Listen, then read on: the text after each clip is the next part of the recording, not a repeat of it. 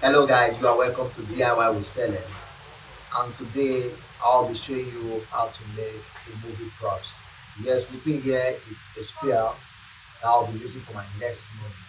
We're preparing for a movie and we are making props for the warriors. So why don't you follow us to see how this is being made?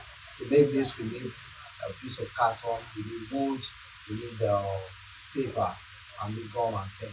So follow me and see the process of making this.